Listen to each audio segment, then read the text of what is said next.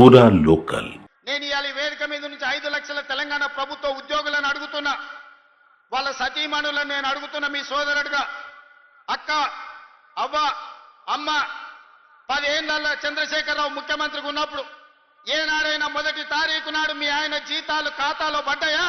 నెల జీతం మొదటి తారీఖు నాడు వస్తే వచ్చే ఎన్నికల్లో నాకు ఓటు వేయకండి. నేను తెలంగాణ రాష్ట్ర ప్రభుత్వానికి ముఖ్యమంత్రిగా బాధ్యత చేపట్టినాక ఈ 5 లక్షల ప్రభుత్వ ఉద్యోగస్తులకు మొదటి తారీఖు నాడే మొత్తం జీతం మీ ఖాతాలో వేస్తే మీరు అండగా నిలబడండి, ప్రజా ప్రభుత్వాన్ని ఆశీర్వదించండి.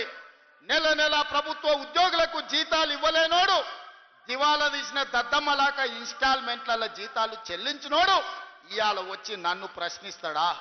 నువ్వా నన్ను అడిగేది? 10 ఏళ్ళు ఈ రాష్ట్రాన్ని దోసుకొని రాష్ట్రాన్ని తగలబెట్టి రావణ కాష్టంగా మార్చి 8 లక్షల కోట్ల రూపాయల అప్పు చేసి రాష్ట్రాన్ని దివాలా తీపించి విద్యార్థులను, రైతులను, ఉద్యమకారులను పొట్టన పెట్టుకొని బంగారు తెలంగాణ ముసుగులో బొందలగడ్డ తెలంగాణ చేసిన దిక్కుమాలిన ప్రతి ఎదవ ఈ రోజు మనల్ని వచ్చి విమర్శిస్తాడా? కార్యకర్తలారా ఆలోచన చేయండి.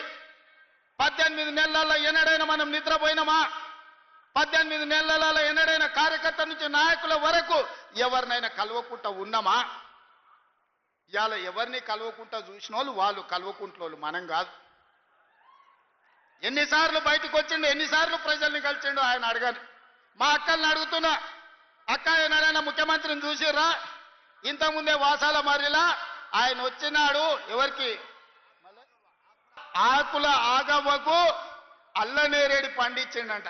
ఆ అల్లనేరేడు పండి తిన్నందుకు ఆమె పోయి దావకాల్లో అంటే మా అక్క కూడా ఇక్కడికి వచ్చే ఉంటుంది నాకు తెలిసి. ఇవాళ వాసాల మరిలో ఇళ్ళని కూలగొట్టి శ్మశానం చేసి కూర్చున్నాడు. దాని ఆదర్శ గ్రామంగా తీర్చిదిద్దుతా అన్నాడు. మరి ఆ వాసాల మరి పరిస్థితి ఏముందో నాకైతే తెలియదు. కానీ మా చామలకీరను, మా బీర్ల ఐలేను పోయి చూసిరమ్మ అంటున్నా. వాళ్ళకి ఆయన అన్యాయం చేసిపోతే న్యాయం చేసే బాధ్యత మన మీద ఉన్నది. వాళ్ళ ఉన్న ఇల్లు వీకి పందిరేసి, పందిరి కూడా కాదు, ఇల్లు వీకి మొత్తం ఎక్కడిదక్కడ చేసిపోయింది. వెనకటికి అందుకే పెద్దోళ్ళు చెప్పారు, పనిమంతుడు పందిరేస్తానంట కుక్కతోక తలిగి కూలిపోయిందంట. ఇవాళ వాసాల మరిలా ఈయన ఇట్ల గీసి అట్ల గీసి ఫామ్ హౌస్కి ఇట్లకెళ్ళ రోడ్ వేసుకోనికి అన్ని నక్కజిత్తుల వ్యవహారాలతోటి ఈరోజు ఎర్రవల్లి ఫామ్ హౌస్కి ఇక్కడ నుంచి రోడ్ వేసుకోనికే వాసాల మర్రిని మొత్తం కుప్ప కూర్చిపోయి శ్మశానం లాగా చేసిండు.